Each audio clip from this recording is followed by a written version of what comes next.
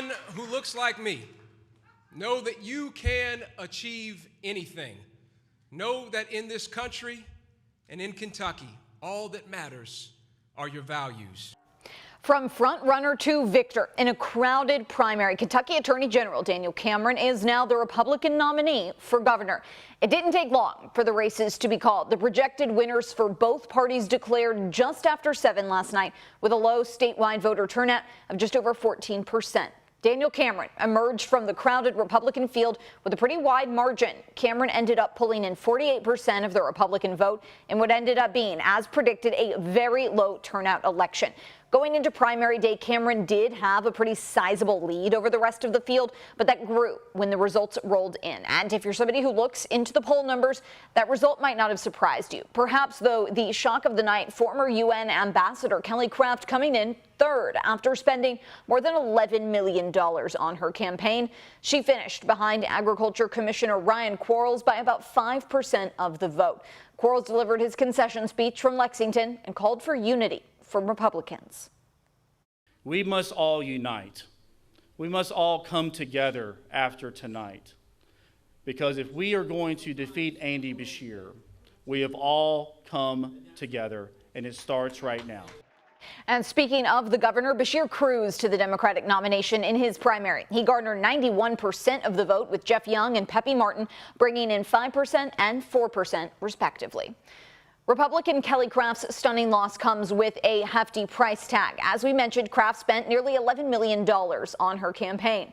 WHAS11's Bobby McSwine and senior photojournalist Alyssa Newton traveled to Lexington to see if the end of such an aggressive campaign, how it only won 17% of the vote.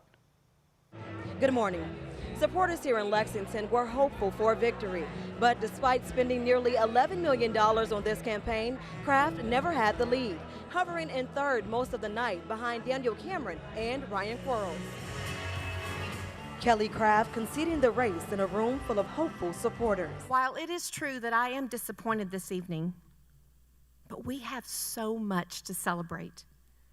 I know that our movement has had lasting impressions on Kentuckians across the Commonwealth. Craft's campaign focused heavily on, quote, wokeism in schools. She went after the Kentucky Department of Education and Commissioner Jason Glass.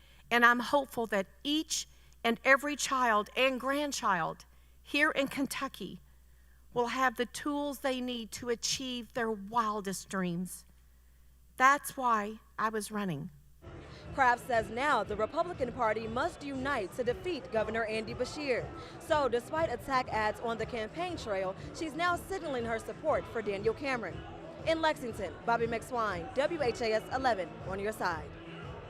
We can't forget about several other statewide races on the ballot to set the matchups for November. One of those, Kentucky's Secretary of State. Republican Michael Adams will defend his seat in November easily, securing 64% of the vote. He'll face Democrat Buddy Wheatley, a former state representative from Covington who ran unopposed. In the race for Agriculture Commissioner, Sierra Enlow defeated Michael Malone with 59% of the vote. She'll face Jonathan Schell, who secured the Republican nomination over Richard Heath. If you'd like to take a closer look at the results of Kentucky's primary, download the free WHAS 11 app. Just click on primary results. You'll see it there at the top of the page. We have learned just about an hour ago who will be the next Jefferson County Commonwealth's attorney. Governor Andy Beshear appointed Jarena Weathers to the position. Weathers will be the first African-American woman to serve in this post in Jefferson County. Recently, she served as secretary of the Kentucky Personnel Cabinet. She's also got 20 years of public service as a prosecutor in the Jefferson County Attorney's Office. This appointment, of course, follows the untimely passing of longtime Jefferson County Commonwealth's attorney Tom Wine. Weathers will start the job this Friday. It has been the greatest career I could have ever imagined, and I'm proud to be a part of this department and its rich history. Just in this afternoon, longtime Louisville Fire Chief Gregory Frederick is retiring. He spent 39 years with LFD, making him the longest serving chief in department history. Current Battalion Chief Brian O'Neill will now take over the role. Frederick's last day is August the 1st.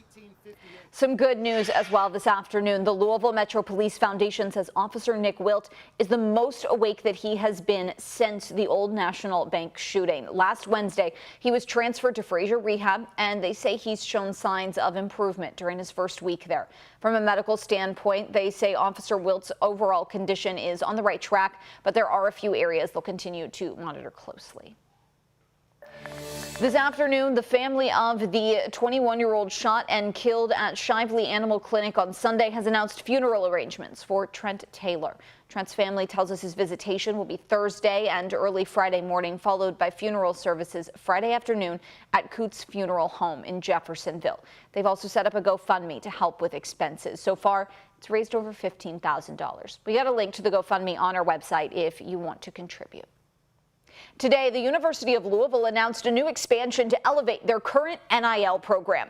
It will now include more ways for student athletes to monetize their name, image, and likeness, and allow a space for them to connect with the community.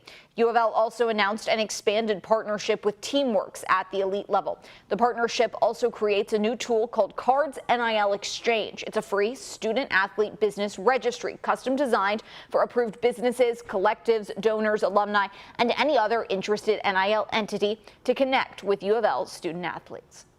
More information on each earning opportunity for U of L student athletes is available online at gocards.com/NIL.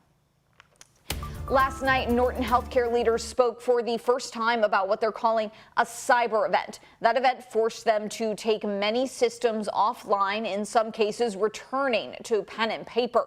Some appointments and surgeries have been impacted. Our Taylor Woods was there as they discussed how they plan to move forward. Norton Healthcare is still recovering from a cyber event that happened on May 9th, but in their first news conference about what happened was able to say this. At no point did an external force take control of or shut down our network. All of our facilities remain open and patient care continues. Norton has not been calling it a cyber attack, so we asked Renee Murphy of Norton if that's what it was. Right now, this is a cyber event. This is an ongoing investigation. We are thoroughly reviewing all the details to determine exactly what happened in this instance. We also asked if Norton is being held for ransom. At this point in time, we received a fax communication that had threats and demands. Because this is an ongoing investigation, that's the information I'm able to share with you at this time. Despite the fact that the event happened last Tuesday, Norton said in the news conference that they are still trying to get to the bottom of the impact on patients. We are analyzing each application thoroughly to determine if there is a security risk before we bring any of those applications back online. This cyber investigation has caused surgeries to be rescheduled with online prescriptions impacted. However, patients are still encouraged to show up to their appointments unless they're told otherwise. Norton, in some cases, going back to the old days before computers. Caregivers follow established procedures when systems are offline. They may have to utilize manual processes and paper, but they are working hard to ensure patients receive the care that they need. Patients can also call their providers for written prescriptions, and if that doesn't work, providers can help find another solution. Norton said if the investigation determines personal information has been compromised, those potentially affected will be notified. Speaking of Norton, today, Norton Children's Medical Group announced plans to establish a pediatric office in the Russell neighborhood. The practice, located in the 7 Counties building at 25th and Broadway, will be the only dedicated pediatrician's office in that area. It will feature 2,200 square feet of exam space and offer primary and specialty care for thousands of kids each year. And we heard your voice. And we heard that you need more primary care options for kids in this community. It's so important to have that because we want to make sure that if your son or your daughter is sick, if they need to establish care with their primary care, that they have the opportunity to do so. The project represents a $700,000 investment. Norton Children's Medical Group Russell is expected to open this summer.